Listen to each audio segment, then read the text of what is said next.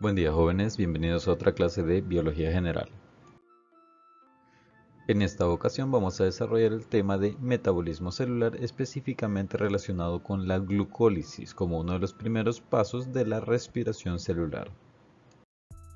Como preguntas previas al desarrollo del tema, me gustaría que pudieran intentar contestar estas preguntas antes de seguir o de continuar con el video. Primero, necesito que piensen qué es la respiración celular, qué significa respiración celular y cuál es la diferencia de la respiración celular en sí con la respiración celular que desarrollamos nosotros al inhalar oxígeno y al exhalar dióxido de carbono.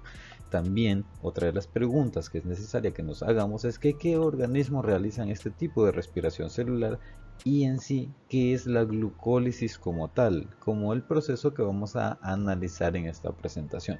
Pausen el video, intenten responder las preguntas y después continúan con el video.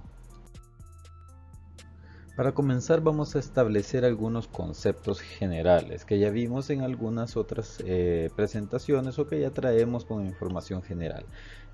Primero, ¿qué es el metabolismo? El metabolismo habíamos establecido anteriormente que es el conjunto de reacciones químicas que se dan en el interior de las células. Todas las reacciones químicas y las rutas metabólicas, todo lo que se da en el interior de las células constituye parte del metabolismo. La digestión, la respiración, la obtención de energía, todos esos procesos consisten en rutas metabólicas y ayudan a las células a desarrollar todas sus funciones vitales.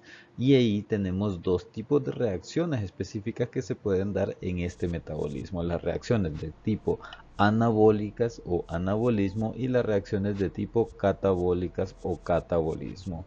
Acá tenemos dos ejemplos de rutas metabólicas o de anabolismo y catabolismo. La ruta metabólica que está relacionada con la fotosíntesis y la ruta metabólica que está relacionada con la respiración celular, siendo la fotosíntesis un proceso en el cual se crean moléculas a partir de otras moléculas más sencillas. Entonces tenemos moléculas complejas que parten de moléculas sencillas y eso es lo que se constituye como anabolismo, mientras que el catabolismo es como la respiración celular, en el cual tenemos moléculas complejas las cuales se rompen para poder obtener moléculas más sencillas. El objetivo no es simplemente romperlas y obtener moléculas más sencillas.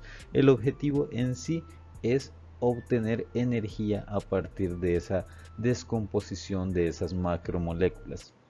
Sin embargo, no todos los procesos de catabolismo van a ser con el objetivo de obtener energía. Otros van a ser simplemente con el objetivo de descomponer las macromoléculas. Por ejemplo, la digestión de proteínas, la digestión de carbohidratos de gran tamaño, de polisacáridos en el sistema digestivo es un proceso de catabolismo en el cual las enzimas, por ejemplo la amilasa, van a venir y van a romper los almidones que son polisacáridos de gran tamaño y van a generar unidades más pequeñas que son las moléculas de glucosa o amilosa y amilopectina, pero van a ir degradándola en pequeñas porciones. A eso se le denomina catabolismo y no es con el objetivo de obtener energía, simplemente es con el objetivo de descomponer las moléculas para que éstas sean asimiladas más fácilmente por el organismo, mientras que en el anabolismo tenemos la síntesis de moléculas más complejas. En estos dos ejemplos, la fotosíntesis, vamos a sintetizar azúcar a partir de CO2, agua y radiación solar, y en la respiración celular vamos a descomponer el azúcar con el objetivo de obtener energía y en el proceso se va a desprender CO2 y agua. Este proceso de fotosíntesis, como ejemplo de anabolismo, se da en las plantas, algas y cianobacterias, es decir, en organismos de tipo fotosintético que tienen pigmentos u organelos especializados para poder realizar la fotosíntesis, mientras que la respiración celular se da en todas o en la mayoría de los organismos vivos. Tiene como objetivo principal obtener energía y utilizando macromoléculas o moléculas que han sido sintetizadas en otros procesos, como es el caso de la fotosíntesis. Pero ¿qué es la fotosíntesis en sí? Ya habíamos hablado también de este tema en otra presentación, en otras clases, pero vamos a abordar el resumen para que tengamos todo el contexto de cómo se dan estos procesos y cómo se obtiene la energía a partir de la respiración celular. Primero, la fotosíntesis es el proceso por medio del cual se va a obtener azúcar o glucosa a partir de elementos inorgánicos, de moléculas inorgánicas, como son el dióxido de carbono, el agua y la radiación solar. A partir de eso, la planta, a través de sus cloroplastos, va a generar glucosa y va a liberar oxígeno en forma de desecho. La planta no tiene el objetivo de que nosotros podamos respirar ese oxígeno, simplemente es un elemento de desecho. Así como nosotros en nuestro proceso de respiración celular liberamos dióxido de carbono, no es con el objetivo de que la planta respire, simplemente lo eliminamos como una sustancia o un elemento de desecho. Que la planta lo utilice después es parte de las axiomas de la biología, ¿no? Que establecen las secuencias ligadas de reacciones, que todas las reacciones que se dan en los seres vivos están ligadas con otras reacciones en los ecosistemas. Entonces, simplemente es que se recicla todo esto dentro de los ciclos biogeoquímicos, que en este caso estaríamos hablando del ciclo del carbono. Pero a lo que vamos es que en este proceso se van a generar glucosa, se va a generar azúcar a través de el proceso fotosintético que habíamos mencionado, que se daba en dos etapas, la etapa luminosa o la fase luminosa y la fase oscura o denominada ciclo de Calvin. Esos dos procesos ya los explicamos en otro video y simplemente tenemos que saber que de ahí se obtiene materia orgánica a partir de materia inorgánica. Esa materia orgánica es el azúcar. Ese azúcar se genera entonces durante la fotosíntesis y se libera oxígeno. Mientras que en la respiración celular nosotros vamos a utilizar esa glucosa para poder generar energía. Rompiendo esa molécula de glucosa vamos a obtener energía en forma de ATP. ATP es el denominado adenosín trifosfato, que es la moneda energética, la cual necesitamos nosotros para poder desarrollar diferentes funciones metabólicas que ocupan energía, que ocupan ATP en las membranas celulares y en todas las células en general. La respiración celular, entonces, ¿qué es? Es la degradación de la glucosa mediante el uso de oxígeno o alguna otra sustancia inorgánica. Entonces tenemos, en el caso de las células eucariotas y de nosotros, tenemos que nuestro aceptor final de electrones va a ser el oxígeno, pero también hay otras células que van a utilizar otras sustancias inorgánicas. Todas las células llevan a cabo ese proceso de respiración celular. Y hay dos tipos, la respiración aeróbica y la respiración anaeróbica. La respiración anaeróbica utiliza otro elemento diferente al oxígeno como receptor final de electrones, mientras que la respiración aeróbica utiliza oxígeno como receptor final de electrones. Acá tenemos tipos de respiración: aeróbica, anaeróbica. Aeróbica requiere de oxígeno y anaeróbica no requiere de oxígeno. Ya tenemos nuevamente la reacción en el cual vemos la glucosa, el oxígeno que entra en el proceso de respiración celular, el dióxido de carbono que se genera agua también y ATP.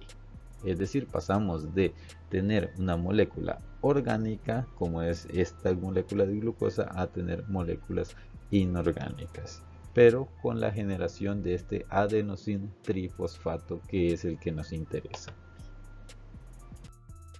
La respiración celular entonces va a estar compuesta por diferentes etapas. Tenemos la glucólisis, el ciclo de Krebs y la cadena de transporte de electrones, o también denominada fosforilación oxidativa en algunas ocasiones. Pero tenemos estos tres procesos: glucólisis, ciclo de Krebs y cadena de transporte de electrones.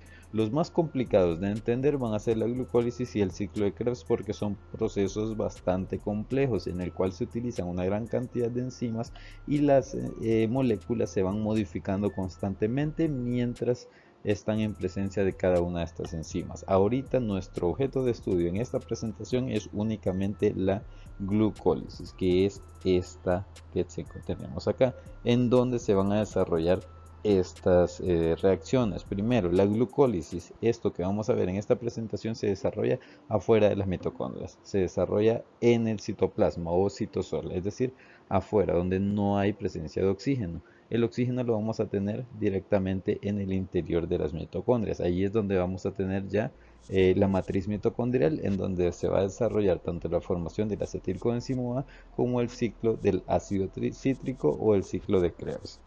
Mientras que la cadena de transporte de electrones o quimiosíntesis lo vamos a generar en las crestas mitocondriales, que son estos pliegues que tienen las mitocondrias en su interior. Entonces, glucólisis en el citoplasma, formación de acetilcoenzimo A y ciclo del ácido cítrico en la matriz mitocondrial, que sería el líquido que se encuentra dentro de la mitocondria, y la cadena transportadora de electrones en las crestas mitocondriales. ¿Cuántos ATP vamos a estar generando en cada uno de estos procesos? Tenemos dos que vienen de la glucólisis, dos del ácidos del ciclo de Krebs y 32 de la cadena de transporte de electrones. Ahora, esos 32 de la cadena de transporte de electrones no se están simplemente generando ahí. Estos vienen de otras moléculas también que se han generado en los ciclos anteriores, que son el NADH y el FADH, los cuales se multiplican y se obtiene cierta cantidad de electrones. Acá, como lo vamos a ver ya en la clase de ciclo de respiración celular, en las clases normales. Entonces comencemos a hablar de la glucólisis. La glucólisis es el primer proceso que se desarrolla en la respiración celular.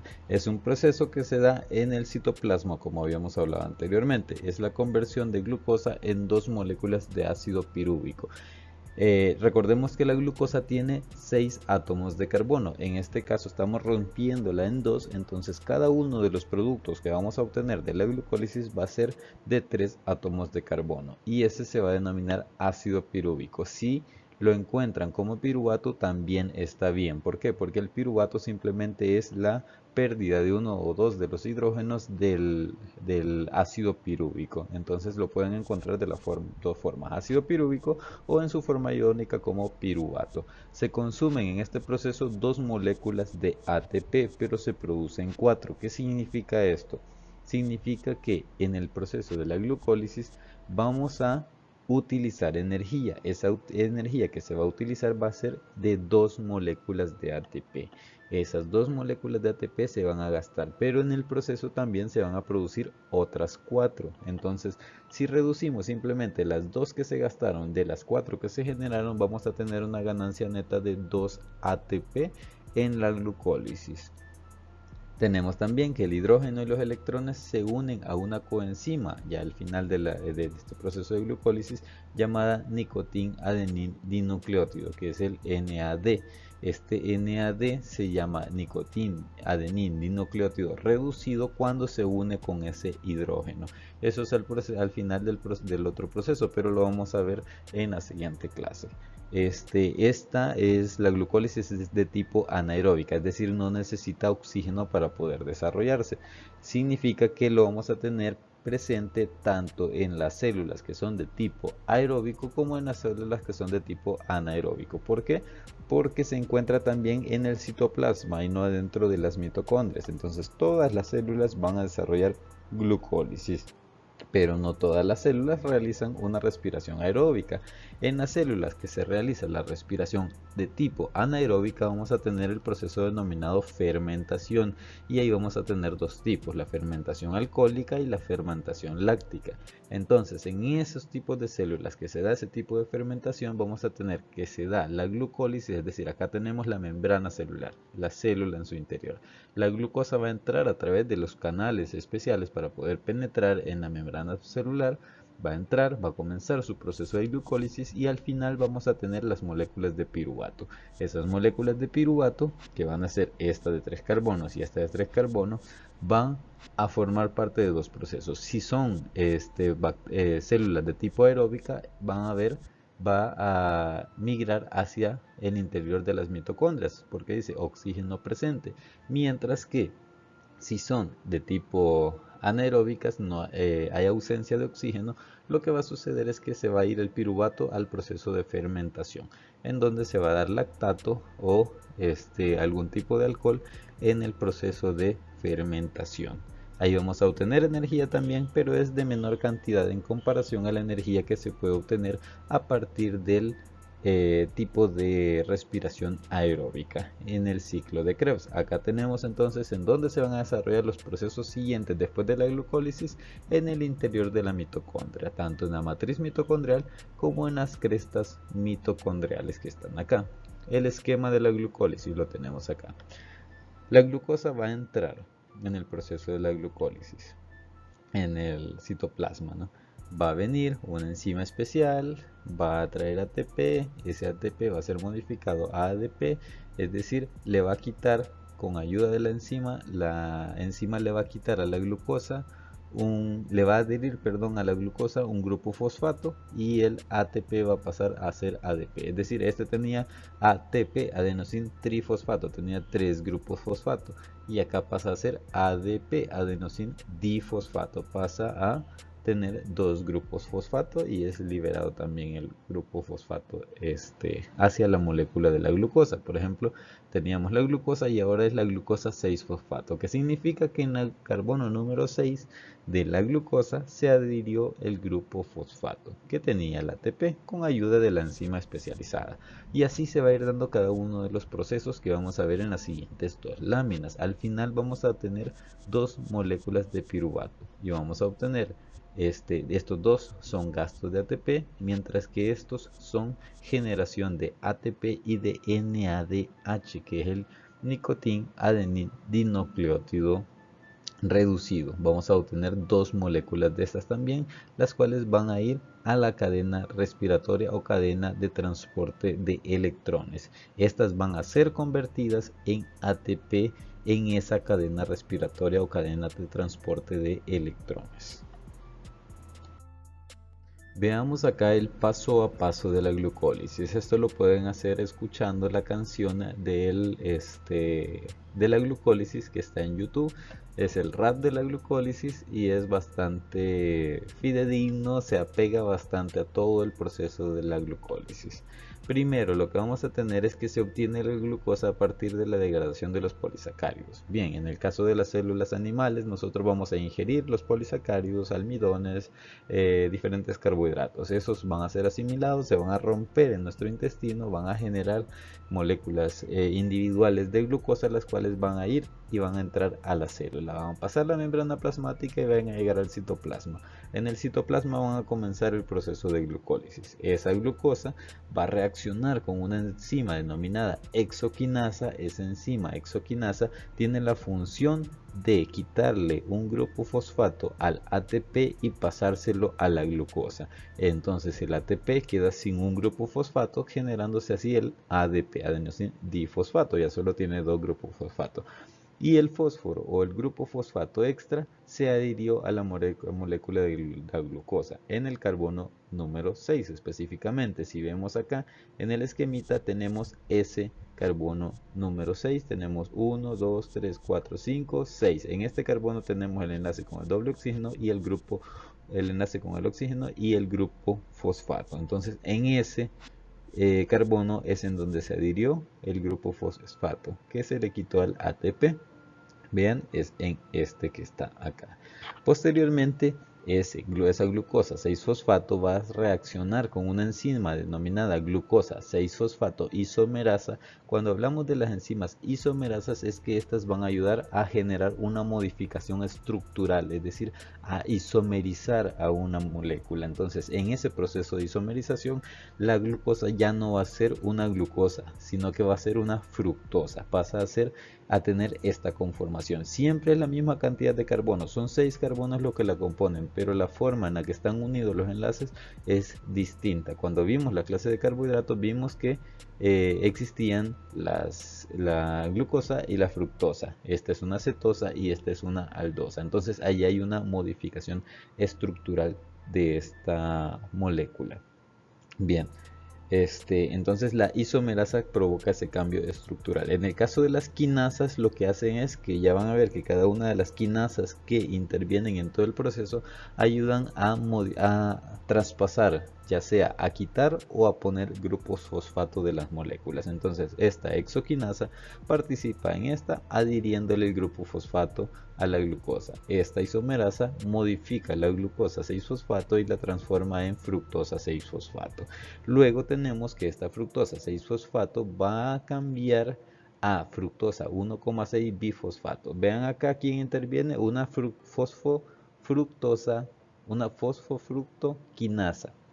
Quinasa nuevamente, significa que va a haber una modificación ahí de un grupo fosfato, ya sea que le va a quitar o le va a poner. Pero ¿qué sucede acá? Lo que va a suceder es que le va a quitar al ATP nuevamente un grupo fosfato y este se va a transformar en ADP. Ahora ese grupo fosfato que le quitó al ADP, ¿a dónde fue a parar? Fue a parar a la molécula de fructosa, a la de fructosa 6-fosfato. Este tenía el grupo fosfato en el carbono número 6. Ahora la fructosa 1,6 bifosfato significa que tiene ahora un grupo fosfato más. ¿A dónde? En el carbono número 1. Acá tenemos en el carbono número 1 y en el carbono número 6. Acá está un grupo fosfato y acá está el otro grupo fosfato. Bien, ya tenemos esa fructosa 1,6 bifosfato y ya utilizamos las dos moléculas energéticas que se iban a gastar en este proceso, el ATP y el ATP de acá de la glucosa a la fructosa y el ATP de acá de la 6-fosfato a la 1,6 bifosfato. Ahora esa fructosa 1,6 bifosfato va a sufrir una modificación, mediante la enzima aldolasa. Esta enzima aldolasa va a generarnos dos moléculas, la dihidroxicetona fosfato y la gliceraldehído 3-fosfato. Mediante la presencia de la triosa fosfato isomerasa que va a provocar una isomerización o una modificación de la estructura de la molécula del gliceraldehído, se nos va a crear otro gliceraldehído 3-fosfato. Y ahora ya vamos a tener dos gliceraldehídos 3-fosfato, uno que provenía de esta molécula y el otro que ya estaba, ¿no? Entonces aquí se va a bifurcar la reacción. A partir de aquí venía solo una molécula, pero de aquí en adelante van a ir dos moléculas realizando el mismo proceso. Dos gliceraldehído 3-fosfato van a sufrir las siguientes modificaciones. Eso significa que aquí, por ejemplo, en este que es la reacción que sufre el gliceraldehído 3-fosfato mediante la gliceraldehído fosfato deshidrogenasa, lo va a sufrir esta molécula y esta molécula. Entonces van a haber dos reacciones. Este gliceraldehído 3-fosfato mediante esta enzima va a generarnos el glicerato 1,3 bifosfato. Aquí ya no tenemos el aldehído, ya aquí hubo una pérdida de hidrógenos, por eso se denomina deshidrogenasa. Se perdieron hidrógenos en esta molécula. ¿Y a dónde fueron a parar esos hidrógenos? La gliceraldehído 3-fosfato deshidrogenasa ayudó a que los hidrógenos que tenía esta molécula de gliceraldehído 3-fosfato fueran a parar al NAD, al nicotín adenín dinucleótido, y se redujo, ganó hidrógenos y pasó a ser nicotín adenín dinucleótido reducido. Ahí tenemos nuestra primera moneda o molécula energética de ganancia en este proceso de la glucólisis. Posteriormente tenemos el glicerato 1,3 bifosfato que va a reaccionar con una fosfoglicerato quinasa. Vean, quinasa nuevamente, es decir, desde ahí ya sabemos que va a haber una intervención de un grupo fosfato. Ese glicerato 1,3 bifosfato va a pasar a ser glicerato 3-fosfato. Eso significa que del carbono número 1 perdimos el grupo fosfato. ¿Y a dónde fue a parar ese grupo fosfato? Fue a parar al ADP, que era ADP, llegó como adenín difosfato y se pasó a ser adenosin trifosfato. Ahí ganamos nuevamente una molécula energética más de ATP. Posteriormente ese glicerato 3-fosfato va a pasar a ser glicerato 2-fosfato mediante la fosfoglicerato mutasa. Esta fosfoglicerato mutasa lo que hace es cambiar, isomerizar, digamos, cambia el grupo fosfato, lo pasa del carbono número 3 al carbono número 2. Simplemente se está dando esa modificación ahí. Posteriormente, ese glicerato 2-fosfato va a reaccionar con la enzima enolasa y va a pasar a ser la fosfoenol piruvato. Ahí también hubo un tipo de deshidrogenación. Ahora que ya tenemos el fosfoenol piruvato, vamos a tener la última reacción con la piruvato quinasa. Nuevamente quinasa, que significa que va a haber una intervención, modificación del grupo fosfato. De este fosfoenolpiruvato vamos a perder el grupo fosfato y nos va a quedar únicamente el piruvato. ¿Y de dónde fue a parar el grupo fosfato? Al ADP. ADP que pasó a ser ATP. Ahí tenemos la última moneda energética que se va a generar, o última molécula energética que se va a generar en este proceso. Un ATP aquí, un ATP aquí y un NADH acá. Entonces acá tenemos todo el proceso de la glucólisis con las diferentes moléculas energéticas que se están generando. Al final del proceso vamos a haber obtenido dos moléculas de piruvato, dos ATP y dos NADH en todo el proceso. Cualquier pregunta o comentario sobre el tema que hemos desarrollado lo pueden hacer en el foro de participación o pueden hacerlo en los comentarios. Muchas gracias por la atención, nos vemos en la siguiente clase. Chao, chao.